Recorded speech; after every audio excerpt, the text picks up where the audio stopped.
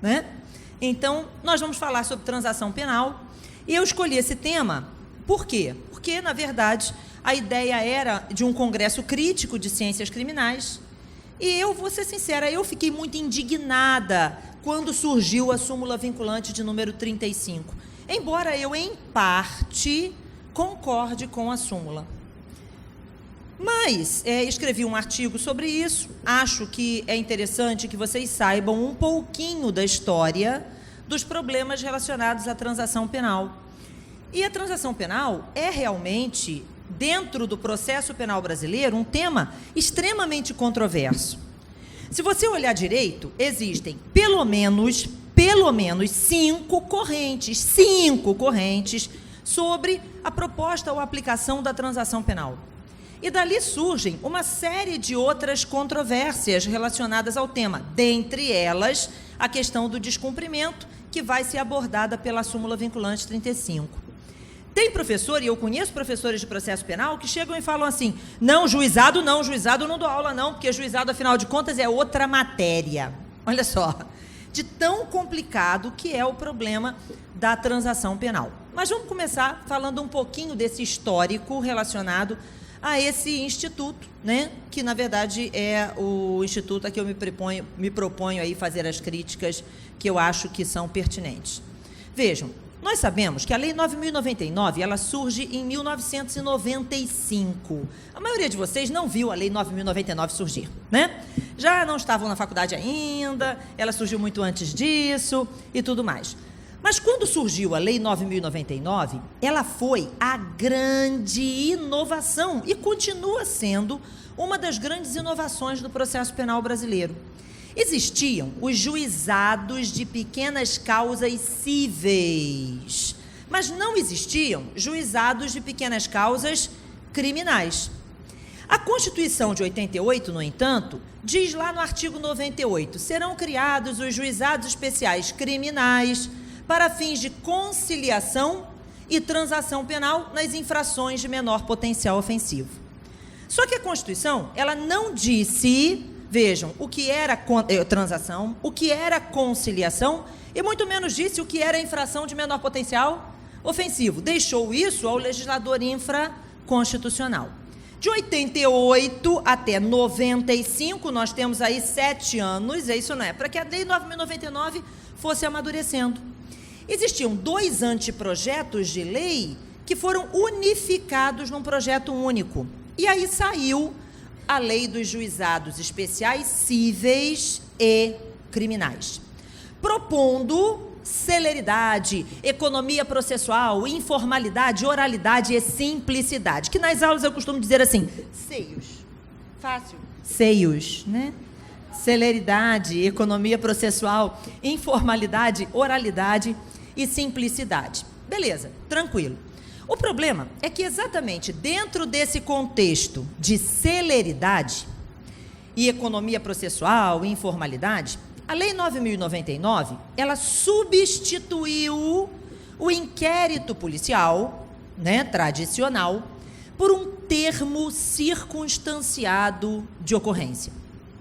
Então, se o indivíduo está em estado de flagrância naquela infração de menor potencial ofensivo, nós sabemos que ele é conduzido até a delegacia, mas o delegado não lavra o auto de prisão em flagrante, lavra um termo circunstanciado de ocorrência, que deve ser remetido de imediato para o juizado.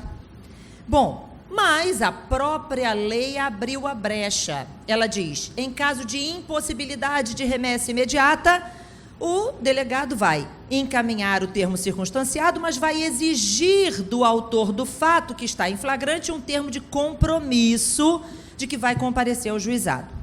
Beleza. O negócio de remessa imediata é ficção. Porque delegacia funciona 24 horas? Funciona ou não funciona? Delegacia devia funcionar, né? Ok? Agora, juizado, a lei até prevê que ele funcione 24 horas. Mas, na verdade, na prática, a gente sabe que o judiciário não funciona 24 horas, não é isso? Então, remeter imediatamente é quase que impossível. Geralmente, o delegado lavra o termo circunstanciado, exige o termo de compromisso e um dia vai ser marcada a audiência no juizado. Mas fato é que a ideia era de imediatidade, de celeridade. Mas aí eu pergunto para você, Tudo bem, quando o indivíduo está em estado de flagrância, eu capturei ele em flagrante, provavelmente eu tenho prova da infração, tenho indício suficiente de autoria? Tenho, isso não é? E aí está tranquilo, eu lavro um termo circunstanciado, uma breve narrativa fática, bonitinha e tudo mais, e beleza, encaminho para o juizado. Mas será que existem casos em que não tem ninguém em flagrante e, por exemplo, a vítima é vítima de uma infração de menor potencial ofensivo, comparece na delegacia informando que foi vítima daquele crime e o delegado lavra o termo circunstanciado? Lógico, não é isso? Então, vejam, muitas vezes não tem flagrante nenhum. E aí uma pessoa chega na delegacia dizendo, olha, sou vítima de um crime tal, que por coincidência é uma infração de menor potencial ofensivo. Ameaça, por exemplo, é um exemplo, não é isso? Ameaça, lesão corporal leve, lesão corporal culposa, né? Calúnia, difamação, injúria, etc. e tal. E aí vejam, lavra-se um termo rápido de ocorrência, que nem sempre, às vezes é o próprio registro de ocorrência, isso é enviado para o juizado para que se marque a audiência preliminar. Na maioria dos casos, o máximo que o delegado faz é intimar a pessoa que foi indicada pela suposta vítima como possível infrator e ouve aquela pessoa, toma dele um depoimento e depois encaminha para o juizado. Fato é que não existe concretamente uma investigação. É isso, não é? E na maioria dos casos, vejam, a prova que eu possuo dentro daquele termo circunstanciado, ela está lastreada única e exclusivamente na palavra da vítima. A vítima foi ouvida, leva o que ela possui, não é isso? E o delegado, então, encaminha aquilo para o juizado, onde é marcada a audiência.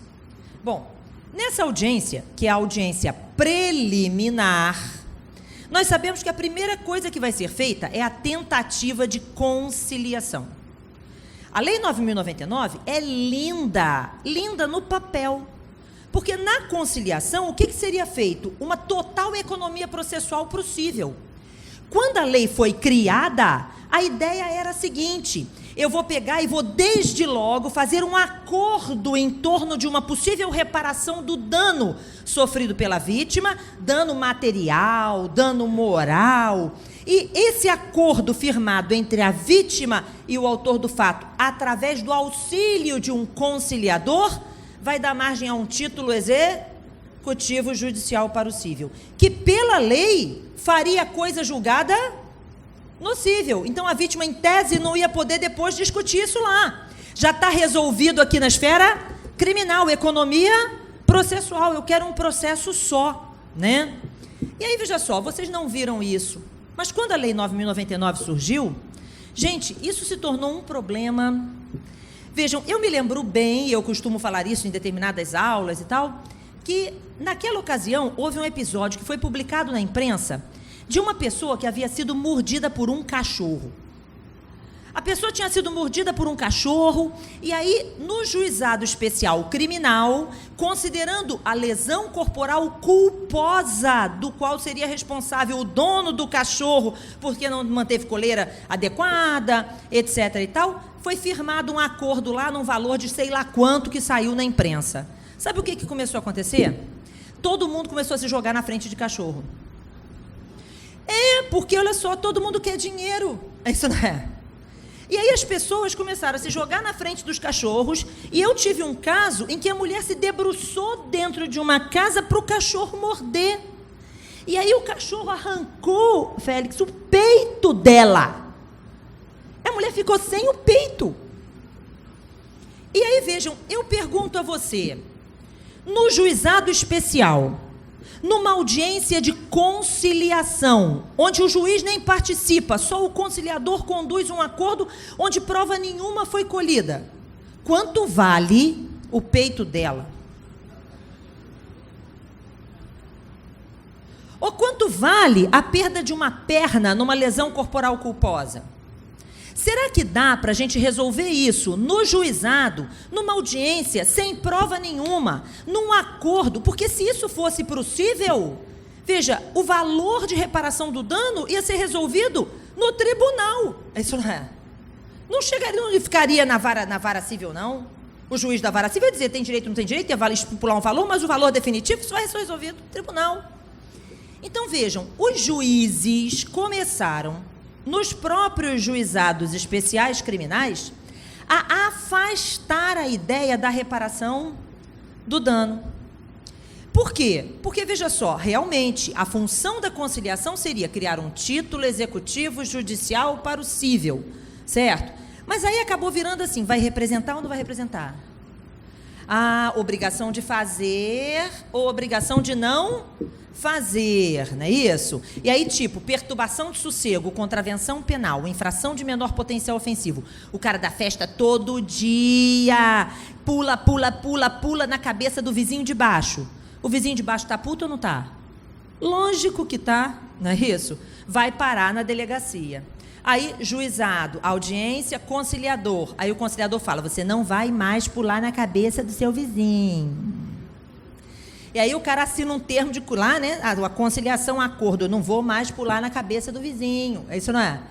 Olha só, no dia seguinte, o que vai acontecer? Vai todo mundo parar de novo no juizado, né?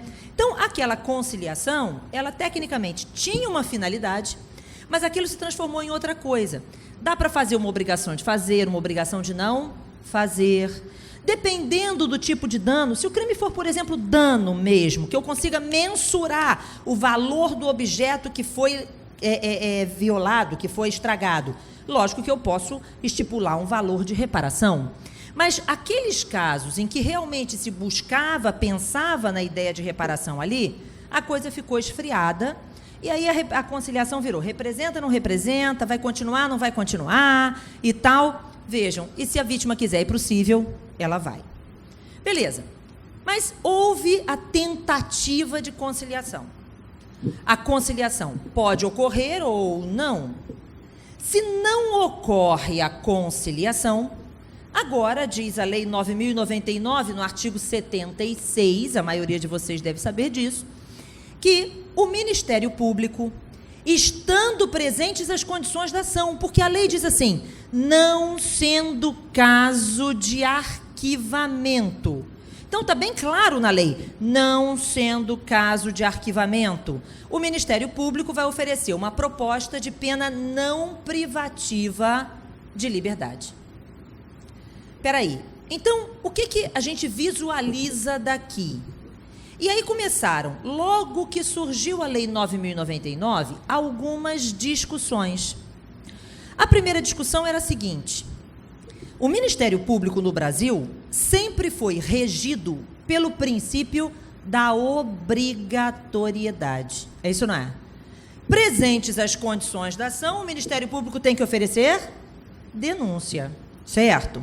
Agora, lembrando, quando o Ministério Público pede o arquivamento, quando o Ministério Público pede que o inquérito seja devolvido à delegacia para dar continuidade à investigação, ele não está violando o princípio da obrigatoriedade. Ele está cumprindo com o princípio da obrigatoriedade, porque a obrigatoriedade não é o MP tem que denunciar. A obrigatoriedade é presentes as condições da ação, e dentre elas a gente inclui aqui a justa causa, que é um requisito para o exercício da ação penal, prova da infração e indício de autoria, o MP tem que oferecer denúncia. O problema é que o Ministério Público no Brasil nunca teve discricionariedade, como acontece, por exemplo, nos Estados Unidos, que você vê todo dia no Lei e Ordem, não vê? Vê. Lá no Lei e Ordem, por exemplo, naquele seriado americano, né, passa todo dia na televisão, você vai ver que o órgão de acusação oferece, às vezes, uma pena mais branda para o indivíduo. Ele tem discricionariedade. Mas no Brasil, não. O MP sempre foi regido pela obrigatoriedade. Beleza. Mas aí, pela primeira vez, com o surgimento da Lei 9.099, o MP deixava de ter uma obrigatoriedade absurda, uma obrigatoriedade escancarada. Porque a lei diz, não sendo caso de arquivamento, portanto, presentes as condições da ação, o promotor de justiça pode oferecer a proposta de transação penal. Beleza. Quando surgiu a Lei 9.099, os autores chegaram e disseram assim naquela ocasião, os primeiros livros escritos Não, olha, hoje o Ministério Público, quando se trata de uma infração de menor potencial ofensivo, ele tem discricionariedade, ele não tem mais obrigatoriedade. E por quê? Porque, presentes as condições da ação, o promotor vai decidir se vai oferecer denúncia ou se vai oferecer proposta de transação penal. Aí, os autores disseram, peraí, é discricionariedade? É, mas é uma discricionariedade regrada ou regulada pela lei. Porque esse cara só vai receber a proposta de transação, ele tem direito ou não à transação penal. Não pode ser pena privativa de liberdade, pode ser uma prestação de serviços, pode ser uma restritiva de direitos, enfim. Pode ser uma pena de multa, uma pena pecuniária, mas não pode ser pena privativa de liberdade. E aí nós sabemos que, quando ele aceita a transação, veja, o juiz declara extinta a punibilidade e nada fica constando na sua folha penal, salvo para evitar uma outra transação por um prazo de 5 anos. Beleza, tranquilo. Então, esse foi o primeiro posicionamento. O MP tem discricionariedade. Cabe ao promotor definir se oferece a denúncia ou se oferece a proposta de transação penal. E nesse posicionamento, presta atenção agora que vem a chave da coisa. Nesse posicionamento, vejam, o promotor, ele definia e o juiz não poderia fazer nada. Porque a discricionariedade seria do MP. Passados uns meses, surgiu um outro livro. E aí, nesse outro livro, o autor chega e diz assim, realmente, agora o Ministério Público, em vez de oferecer denúncia, pode oferecer proposta de transação penal. Mas isso não significa que o MP tenha discricionariedade. No Brasil, o MP é regido pela obrigatoriedade.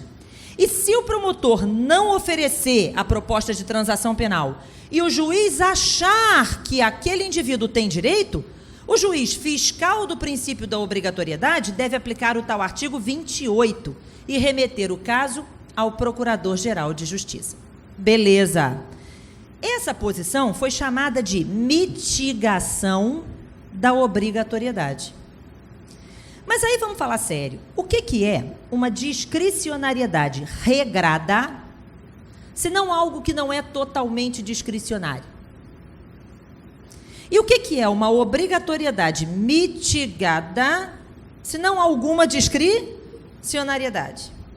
E aí essas duas correntes iniciais se fundiram numa única, que passou a ser chamada de discricionariedade regrada ou mitigação do princípio da obrigatoriedade. Beleza. Essa é a posição majoritária em relação à proposta de transação penal. Então, na hora que a infração é de menor potencial ofensivo, o Ministério Público, recebendo aqueles autos, ele verifica se o indivíduo preenche os requisitos ou não e vai optar entre oferecer a denúncia ou optar entre oferecer a proposta de transação, dependendo se o indivíduo preenche ou não os requisitos. Ok? Ana, mas onde é que mora a discricionariedade do MP? Porque eu sempre achei que a proposta de transação penal fosse direito subjetivo do autor do fato.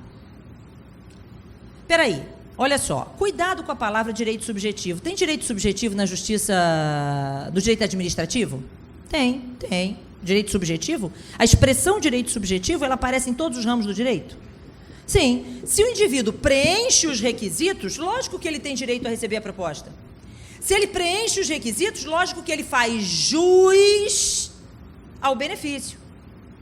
O problema é que quando a gente pensa em transação penal, direito subjetivo é uma corrente doutrinária que diz assim, se o membro do Ministério Público não oferecer a proposta de transação penal e o juiz achar que o indivíduo tem direito, o juiz aplica a transação penal de ofício, independentemente da manifestação do MP. Gente, olha só, a transação penal, por mais que seja o que a gente chama de pena consensual, é pena. É pena. E juízes podem aplicar pena de ofício num sistema acusatório? Ou então vamos imaginar essa cena. O João agora é advogado, né? Aí vamos imaginar que o João, coitado, não tivesse estudado muito essa matéria, o que não é o caso, vamos deixar claro, né, João? E tal. Aí o João não estudou muito e tal, aí ele, poxa, foi contratado lá por um cliente que praticou uma infração de menor potencial ofensivo. Aí o João vai para a audiência preliminar, já todo crente que o cara tem direito à transação, né? Aí ele entra na audiência e diz assim, excelência, e aí é uma audiência, depois eu vou fazer uma crítica, é uma audiência em que o juiz está, o Ministério Público está, é uma coisa meio milagre, sabe? Mas assim, tá todo mundo lá, aí, muito bem. Então o João chega já dizendo assim, excelência, meu cliente tem direito à transação penal.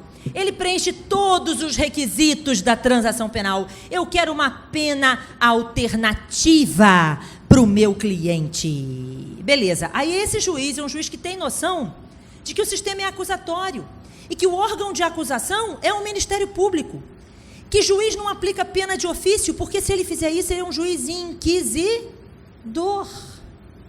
E aí o que ele vai fazer, esse juiz? Ele vai olhar para o João e vai dizer assim, doutor, acalme-se.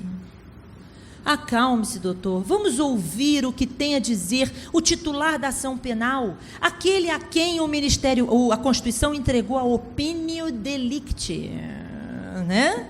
E aí o promotor de justiça ora para o João e diz assim, doutor, quer dizer que o senhor quer uma pena para o seu cliente? Devo advertir, doutor, que eu ia pedir o arquivamento. Mas já que o senhor quer uma pena, leva, né? Olha só, imagine um advogado, eu quero uma pena. Gente, quem quer pena é galinha. Me dá uma pena aí. Olha só, que isso, mano, certo? Ninguém tem direito à pena. A transação penal é uma pena. Ninguém tem direito à pena. A pessoa recebe a pena se tiver feito alguma coisa, se tiver aceitado. Lógico, existe uma pena aqui consensual, porque a transação só se concretiza se houver aceite. Mas, gente, direito subjetivo é de todas as correntes sobre a transação, a menos adotada. E existem mais duas correntes. Existe uma posição, a professora Afrânio Silva Jardim, defende que a transação penal, a proposta de transação penal, é uma nova forma de se exercer a ação penal. Mas ele defende o seguinte, que na verdade a transação penal, ela funciona como a petição inicial da ação penal pública. Então, presentes as condições da ação, o Ministério Público, já que o indivíduo também preenche os requisitos, está obrigado a oferecer a proposta de transação penal. E se o indivíduo não aceitar, aí então ele oferece a denúncia. Mas o princípio da obrigatoriedade, na visão do Afrânio, não aponta para a denúncia, aponta hoje, numa infração de menor potencial ofensivo, para a transação penal. O que eu quero com isso? Existe uma quinta corrente, de que a transação penal é uma condição específica de procedibilidade. O que eu quero mostrar, falando dessas correntes, antes de abordar propriamente o tema central, que é a discussão da súmula vinculante 35. Veja só, qual foi o grande problema da transação penal? Um dia, alguém chegou e escreveu assim: a obrigatoriedade foi mitigada. No momento em que o princípio da obrigatoriedade significa o MP está obrigado a analisar a presença das condições da ação. E se as condições da ação estiverem presentes, se estiver presente a justa causa, se houver prova da infração e indício de autoria, o MP tem que oferecer denúncia. Vejam, e essa pessoa depois chega e diz assim, olha, a obrigatoriedade na infração de menor potencial ofensivo foi mitigada. O que acontece, gente, é que o membro do Ministério Público acaba achando que ele não precisa analisar as condições da ação. Então, na maioria dos casos, quando o termo circunstanciado chega da delegacia no juizado especial, o Ministério Público pega aqueles autos, olha apenas a folha de antecedentes criminais do indivíduo e verifica na folha de antecedentes se ele já recebeu outra transação nos últimos 5 anos, se ele tem uma condenação para uma pena privativa de liberdade ou não. E aí, se ele não tiver nada na folha penal, já sai oferecendo a proposta de transação penal sem primeiro analisar se as condições da ação estão presentes. Vamos dar um exemplo real. Eu tive um porteiro na minha casa, lá no meu prédio, no condomínio que eu vivia. E aí, vejam, esse porteiro, ele estava lá às 6 da manhã, ele era o porteiro noturno, às 6 da manhã. E aí o que aconteceu foi o seguinte, uma pessoa chegou na portaria, tinha um portão com uma campainha e tal, vidro, não sei o quê. Chegou na portaria e disse que ia subir às 6 da manhã para o apartamento tal. Aí ele disse, o senhor quem é? Se identifique, que eu vou interfonar para o apartamento. E aí a pessoa disse que não ia se identificar, que ele ia subir para o apartamento tal. Aí o porteiro disse a ele que se ele não se identificasse, ele não subia. Você não quer esse porteiro na sua casa? Quer ou não quer? Quer. Veja bem, está certo. É isso, não é? E aí ele não deixou o cara entrar. Só que logo desceu uma moradora para sair do prédio.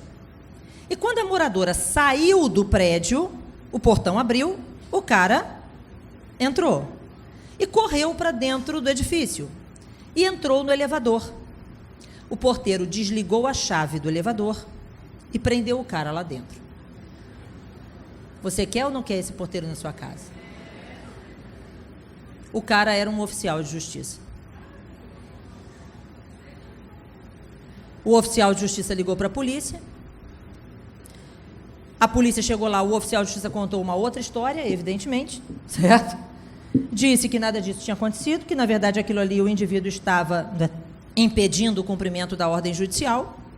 O porteiro foi levado em flagrante para a delegacia, foi autuado em flagrante numa infração de menor potencial ofensivo e depois foi parar no juizado e ficou morrendo de medo de ser condenado e aceitou a bosta da transação. Agora eu vou perguntar a você, quando é que ele vai de novo defender a sua casa? Nunca mais. Vejam, em sede policial, a única coisa que existia era o depoimento do porteiro, o depoimento do oficial de justiça e o depoimento da moradora, que foi junto. Mas me parece que ninguém leu nada. É isso, não é?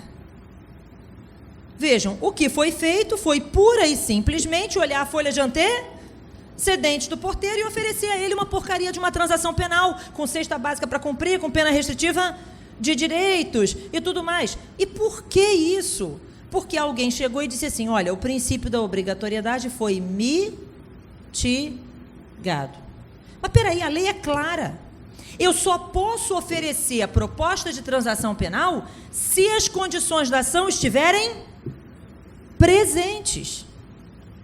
Qual a probabilidade de um vizinho seu, brigar com você, uma briga de condomínio, uma coisa normal, você discute com as pessoas, é isso, não é? E essa pessoa com raiva de você ir até a delegacia e dizer que você fez isso, que fez aquilo outro. Dizer que você ameaça ele, dizer que você injuria ele, que você... Qual a probabilidade disso acontecer? E aí vai ser lavrado um termo circunstanciado e vai ser remetido para o juizado especial. E muitas vezes o Ministério Público, que não faz, na verdade, naquele caso que deveria, lógico, não estou generalizando, existem promotores que atuam como deveriam, é isso, não é?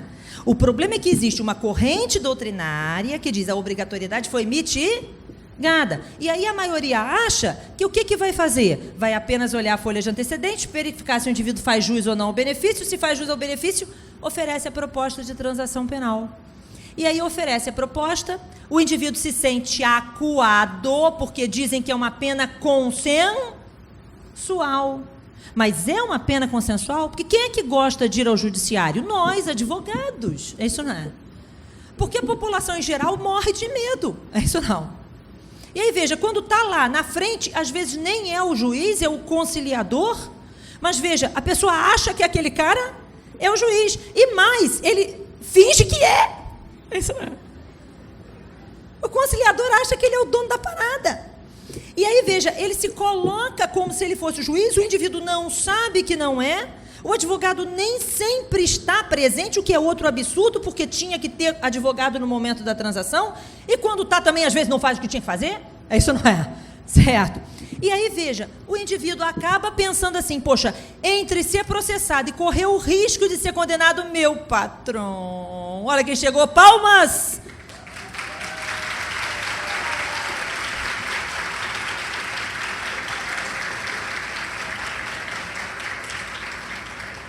Não, traz para a mesa logo, Felipe.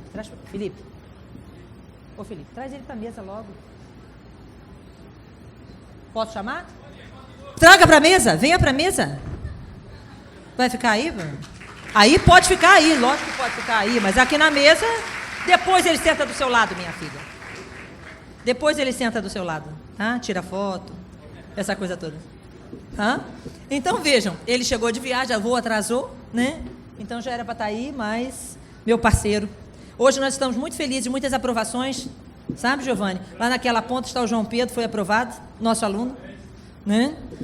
Então o que acontece, gente? O que acontece é que o promotor de justiça, ele oferece a proposta de transação penal, às vezes através do conciliador, ele não vai, em muitos casos, ele no Rio de Janeiro, por exemplo, ninguém vai. O juiz não vai, o promotor não vai, e quem oferece a proposta é direto o conciliador. E aí eu pergunto a você, o cara fica ou não com medo de não aceitar a proposta de transação? Lógico, e aí ele aceita a proposta de transação penal, recebendo a tal da pena, que sinceramente, de consensual, só a teoria, não é isso? O cara aceita porque não tem outra alternativa, né? Daqui outro problema vai surgir. O problema é o seguinte: a Constituição diz: ninguém será privado de seus bens e de sua liberdade sem o devido processo legal. Bom, a transação penal, veja, é considerada o devido processo legal das infrações de menor potencial ofensivo. Mas reparem que a transação penal ocorre antes da denúncia.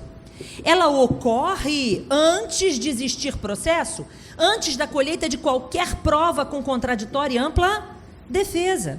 Ela é, para quem defende a corrente de mitigação da obrigatoriedade, um ato administrativo. É um procedimento administrativo pré-processual. Porque ela é anterior à denúncia, ela é anterior ao processo, porque a obrigatoriedade foi mitigada. Beleza. Mas aí eu pergunto a você, tudo bem. Quando a Constituição diz ninguém será privado de seus bens nem de sua liberdade, de imediato você pensa no encarceramento, né? Mas vejam, vamos imaginar que tenha ocorrido uma transação penal e o indivíduo tenha recebido uma pena alternativa em que ele, por 3 meses, todos os sábados, tem que pintar o muro de uma escola. Ele é pintor de parede, o juiz aproveitou isso e tudo mais. Sábado ele podia estar na praia? Podia ou não podia? Na piscina? No motel? Praia, piscina, motel. O que você prefere? Mas ele vai pintar a porcaria do muro da escola. É isso, não é? Vejam, realmente ele não estará encarcerado. Mas alguma privação da liberdade existe ou não existe? Existe.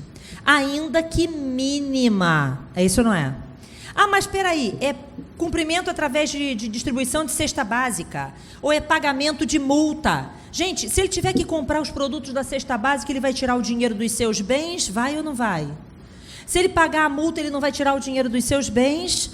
Vai. Então, peraí, como é que eu estou aplicando essa privação de liberdade, essa privação de bens, sem que tenha ocorrido processo? E aí os autores dizem assim, não, a transação é o devido processo legal das infrações de menor potencial ofensivo.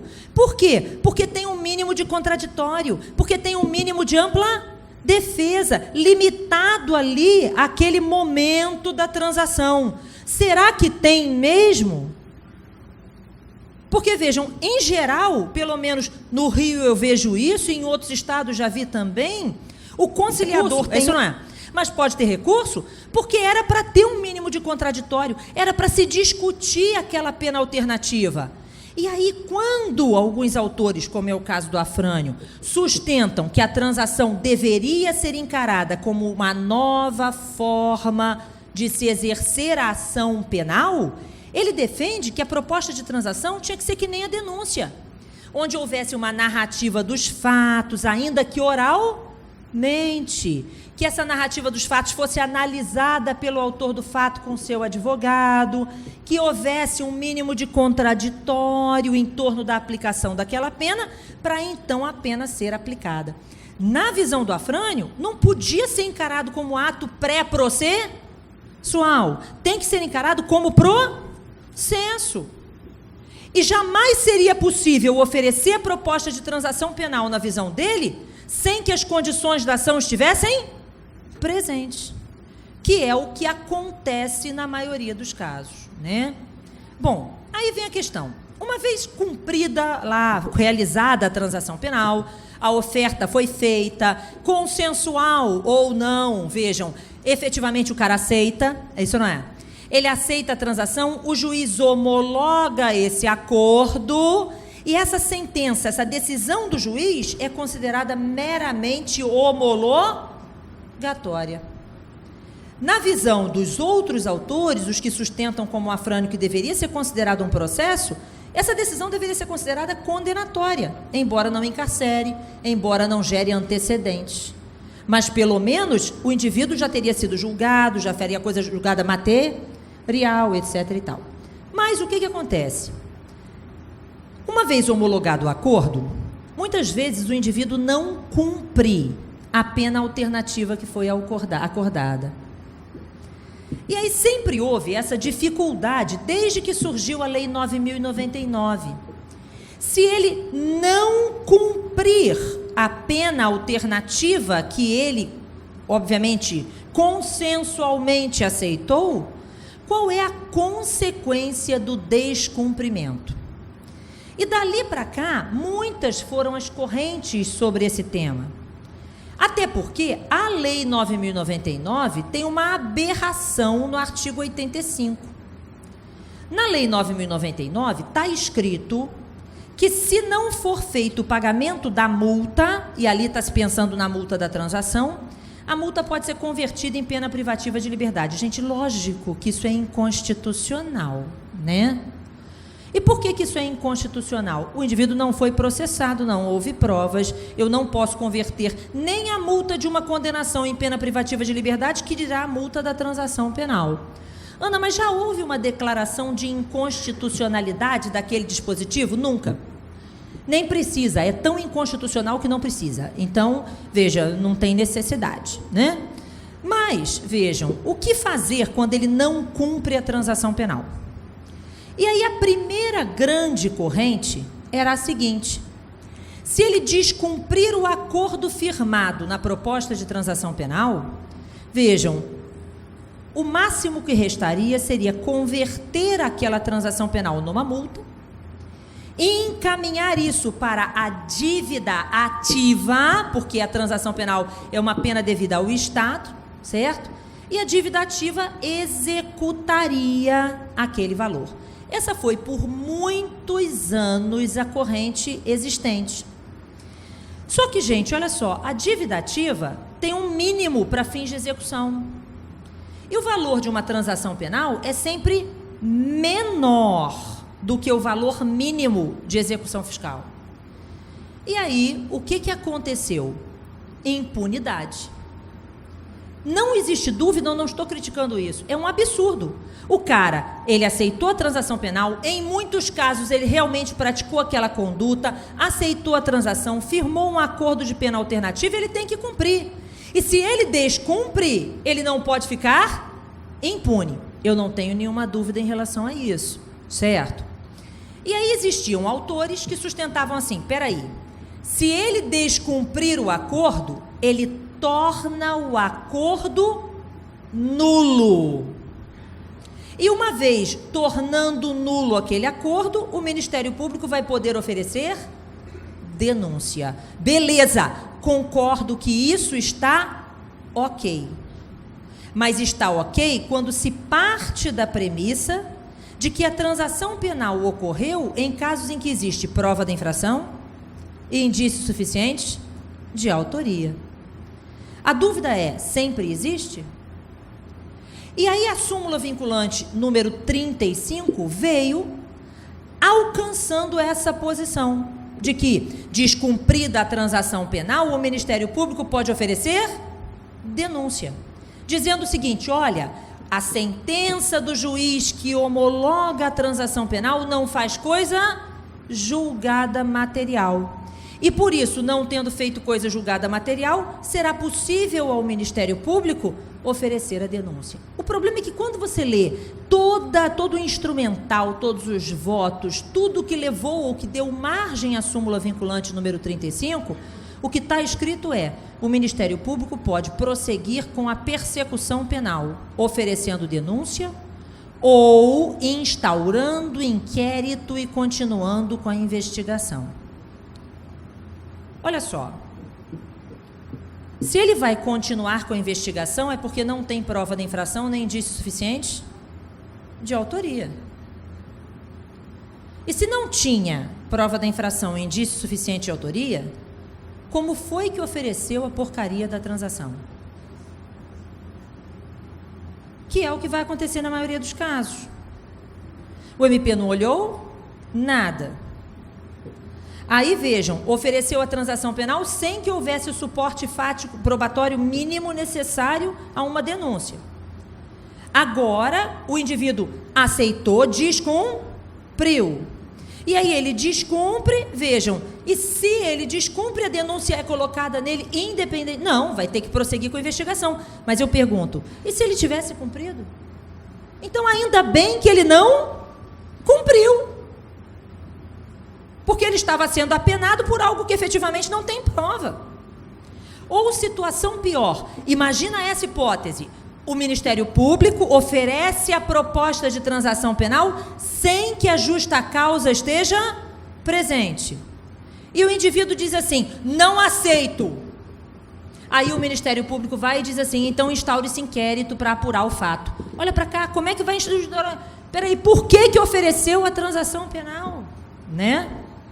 E situações mais graves, como essa aqui, por exemplo. Vamos imaginar que João e José tenham praticado juntos uma infração de menor potencial ofensivo. Juntos. Coautoria, unidade de desígnios. Não existe diferença entre a atuação de João e de José. Contribuíram igualmente para a prática da infração. Também não há peculiaridades, diferenças pessoais entre eles. Nenhum dos dois tem antecedentes, nenhum dos dois tem mais de 70 anos, nenhum dos dois tem menos de 21, todos em situação idêntica, ok? João e José. O Ministério Público chegou na audiência preliminar e ofereceu para João e para José a transação penal. Só que eu vou colocar um negócio bem absurdo, assim, que para mim violaria até a dignidade da pessoa humana, mas para ficar bem claro, né? Então, veja, quem aceitar vai ter que limpar latrina no hospital público por 3 meses, nos seus dias de folga. Aí vamos imaginar que João, com medo do processo, aceite essa transação penal e vai começar a cumprir a pena. É isso, não é? Lavando latrina lá durante 3 meses. E José diz assim: não, eu não vou aceitar. E aí, no momento em que ele não aceitou, o Ministério Público oferece denúncia. E aí vamos imaginar que no dia da audiência de instrução e julgamento, a prova produzida seja uma prova de que o fato não existiu. Que isso pode acontecer ou não? E aí eu pergunto, o José vai ser absolvido? Vai ser absolvido. Mas e João? Porque como a transação penal é um ato pré-processual de natureza administrativa, é uma pena consensual, não é processo, sinto muito, João vai continuar limpando latrina. Será que essa é a forma certa de se pensar a transação? Que é um procedimento administrativo sem rigor formal? Será que a transação não dependeria da justa causa para ser oferecida? Será que a gente pode continuar, descumprida a transação, apenas instaurar a investigação? Então é isso que eu acho que as pessoas têm que ter conhecimento, porque nós somos muito papagaios de pirata. O que significa isso? A gente aprende as coisas, isso não é? E só repete, não para pensar nas consequências. Por isso que eu trouxe esse tema para vocês, certo?